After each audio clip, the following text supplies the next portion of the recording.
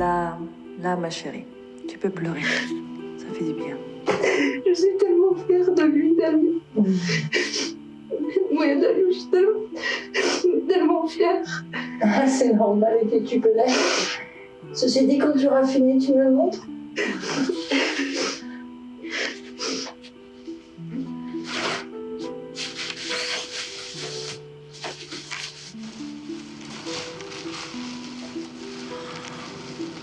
C'est magnifique. C'est superbe. C'est mieux que ça. Oui, Dani. C'est vraiment vrai.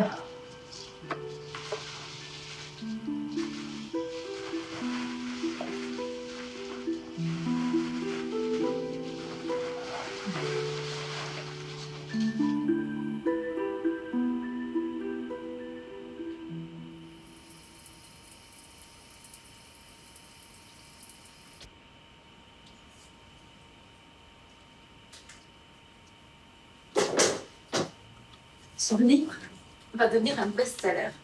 Et les critiques vont se jeter dessus.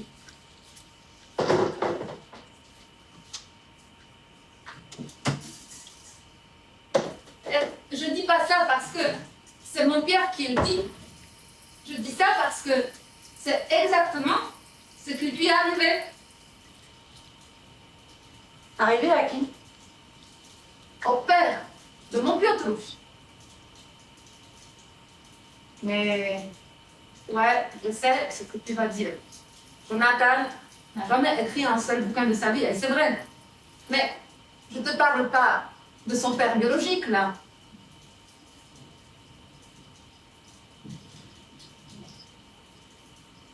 Comment ça? Je te parle de son père naturel.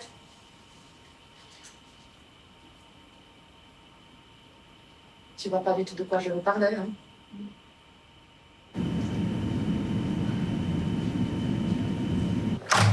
Bien sûr, je n'aurais jamais pu le raconter à mon Piotruś. Mais maintenant qu'il a réussi, c'est différent.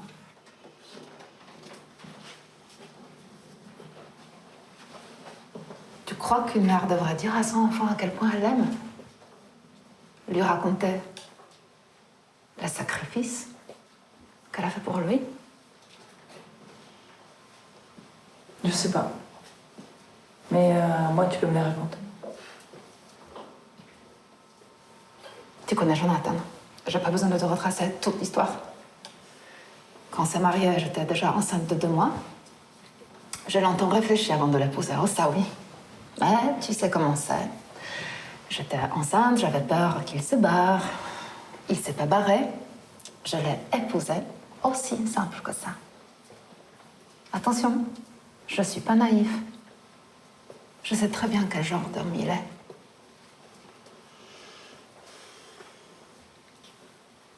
C'est quand j'ai fait ma fausse couche que je me suis décidée à partir.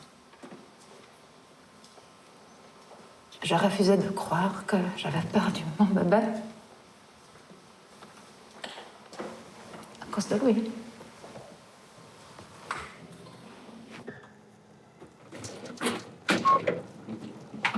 Et puis, tu connais la suite. Je suis retombée enceinte et je lui ai donné une seconde chance. Comme si ce genre de mec avait la moindre idée de ce que ça veut dire seconde chance. Ça a toujours été un bedlac, un beau salopard. Mais même beau, un salopard reste un salopard, crois-moi. Bonjour. Bonjour. Bonjour.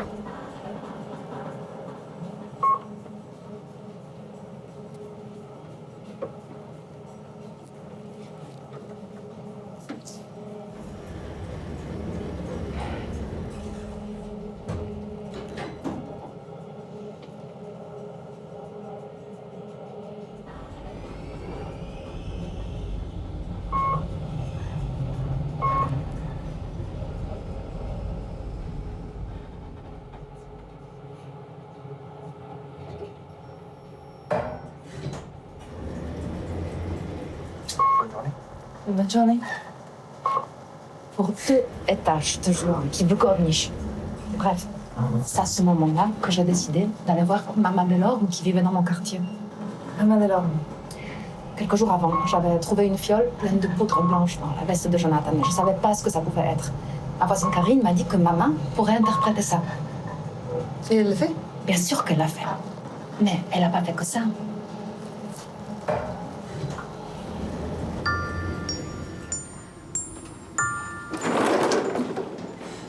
Ce n'était quand même pas ça. Si. Maman, ce jour-là, m'a dit 3 choses. La première est que tu ne crois pas en moi. La deuxième est que la fiole que tu as trouvée dans la veste de ton mari est pleine d'héroïne White Angel. La troisième est que tu es enceinte de 3 semaines d'un garçon auquel tu donneras le prénom de son père naturel. Mais je comprends pas, ça fait un peu prophétie. Ça a aucun sens. Pour ce qui est de pas croire en elle, je pense que c'était affiché sur mon visage. Pour l'héroïne, elle a pu très bien savoir que ma voisine savait pourquoi je venais. Et pour la grossesse, eh bien, certaines femmes le ressentent, c'est tout. Ah oui, oui, moi j'ai une tante qui est super forte à ça. Elle sent qu'une femme est enceinte avant qu'elle-même elle le sache. Il paraît qu'elle dégage une odeur. J'ai entendu dire la même chose. Mais dans mon cas, ça marche pas. Elle savait, c'est tout. J'y croyais pas. Mais poche. Je savais qu'elle savait.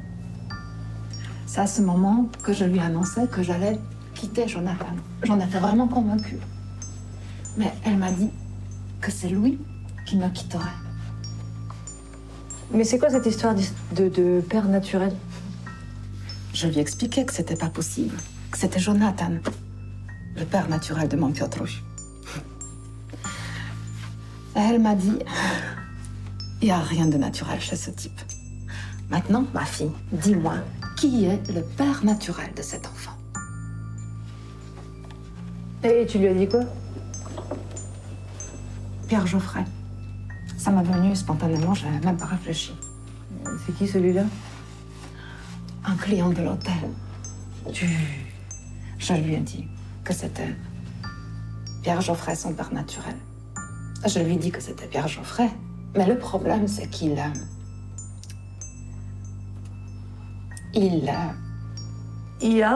quoi? Il est riche. Il est arrogant. Il est grossier. Il est sûr de lui. Il te regarde sans te voir. Il est célèbre, quoi. Taki arrogancki sukinsyn. Mais pour maman, c'était pas la question. Elle a ri. Elle a dit que ça n'avait rien à voir avec le naturel.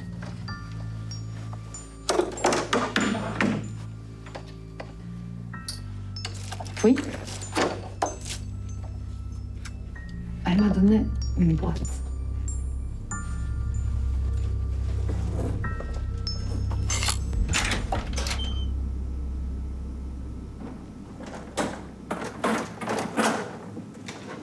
Tu l'as pas connu, toi, Geoffrey?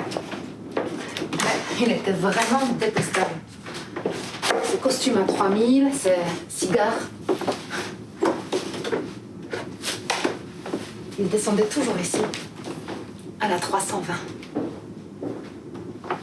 Et il rencontrait souvent des hommes de la haute. Politiciens, critiques littéraires, stars du cinéma et de la télé. Je m'occupais déjà du ménage de l'étage. Je peux te dire que j'en ai entendu des horreurs. Il parlait beaucoup de guerre. Celle qu'il y a eu en Algérie, je crois. Ces gars n'aimaient pas les femmes, je peux te garantir. Et encore moins les femmes comme nous. Qu'est-ce qu'ils t'ont dit? À moi, directement rien.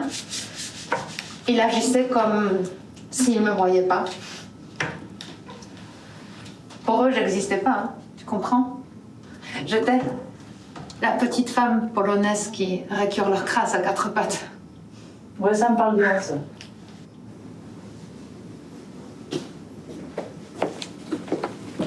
Si. Une fois, il m'a parlé. Je faisais le ménage alors qu'il était là.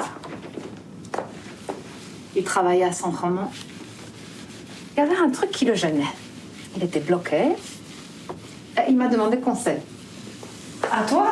Ah oui, à moi. J'étais là. Il était assis au bureau. Moi, dans la salle de bain. Et puis, il m'a interpellée par rapport à son idée. Et c'était quoi son idée?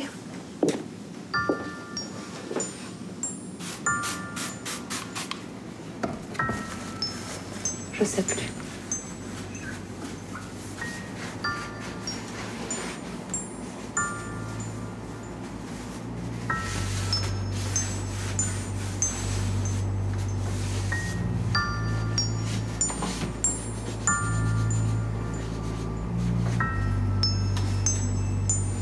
C'est là que je commençais à me faire.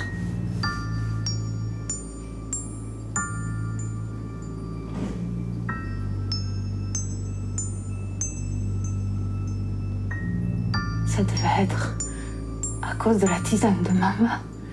Je vois pas d'autre explication.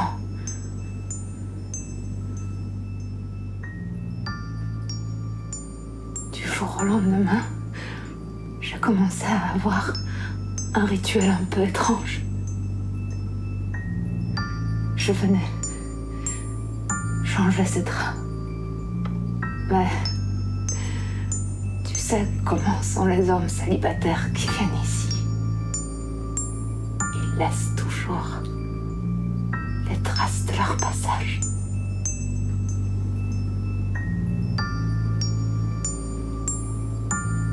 Alors, un jour,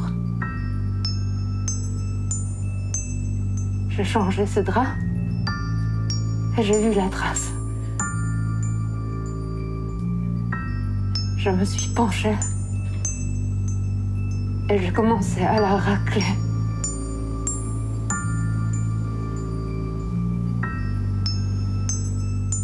Et à l'avaler.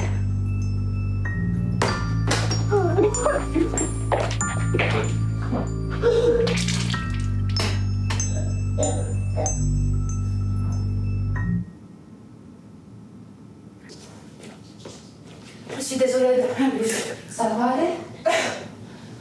Oui. Oui, ça va. Ça va. Je comprends. Si tu veux, je vais arrêter ici. Non, non, non, non, fille.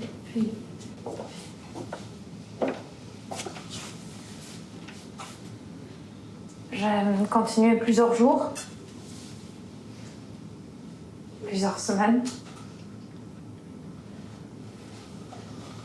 J'étais pas vraiment moi-même quand je faisais ça. J'étais absente. C'est une sorcière. Elle était ensorcelée. Oui, c'est certain. Je sais pas comment, mais elle m'a ensorcelée.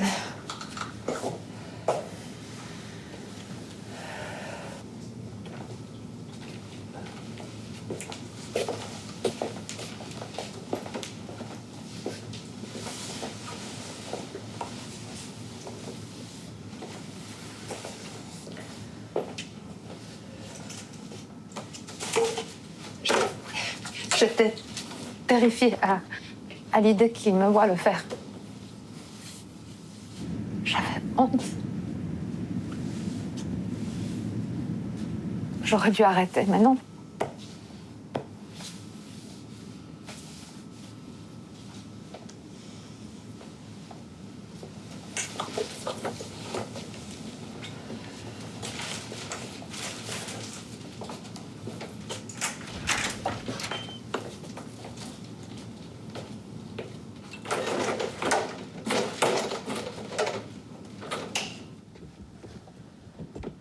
Ici même.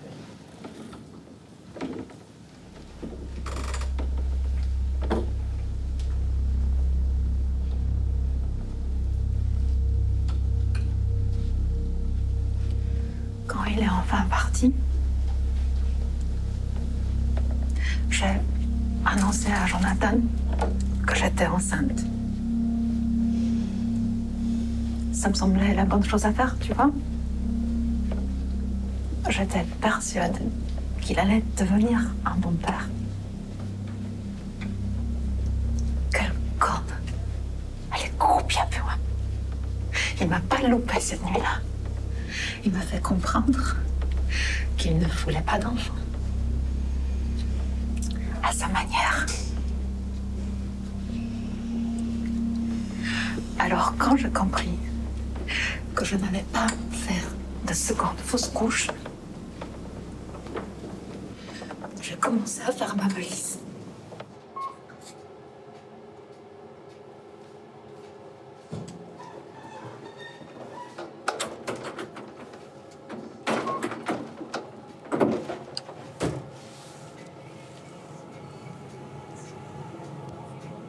J'étais vraiment décidée, Dahlia. J'allais partir. J'allais enfin le quitter, laisser cette ordure derrière moi.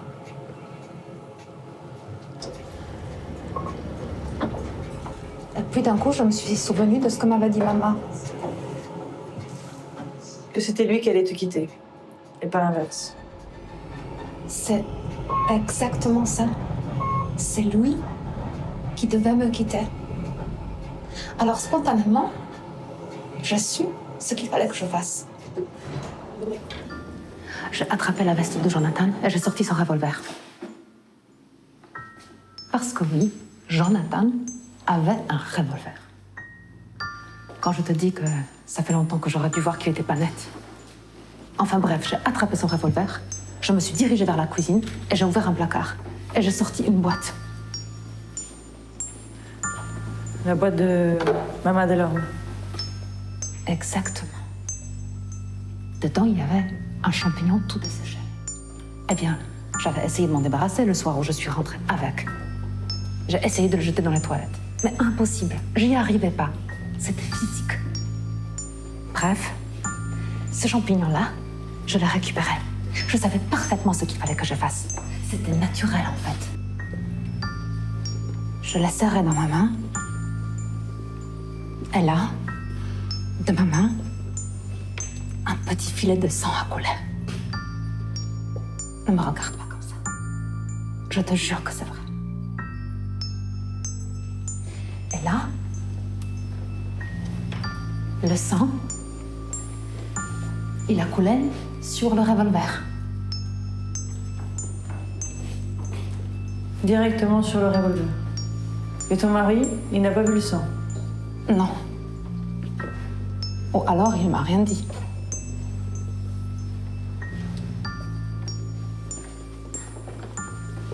En tout cas, 2 jours après, il est mort dans un cambriolage.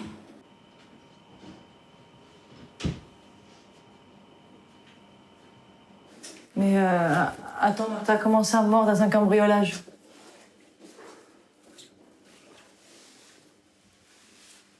Il aimait bien organiser des coups foireux avec ses copains. Le revolver lui a explosé entre les mains. Et un bout s'est enfoncé dans le cerveau par l'œil droit. Ah, mais c'est pas vrai.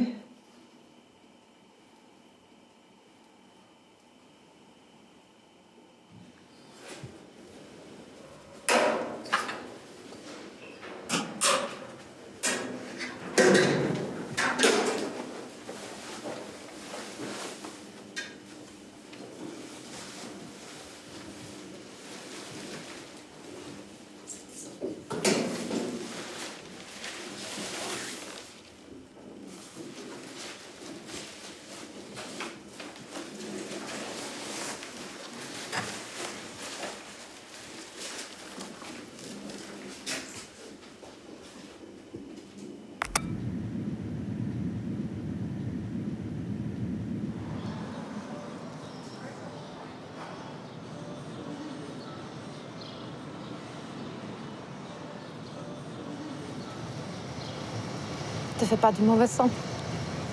Tout va pour le mieux maintenant. Regarde, Aliouche.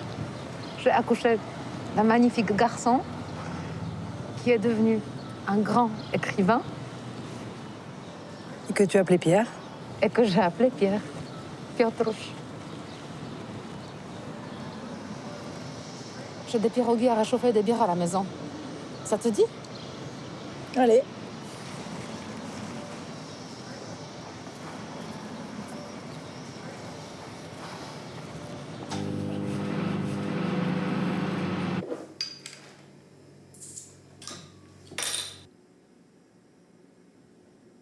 Tu cherches le bouquin de Geoffrey?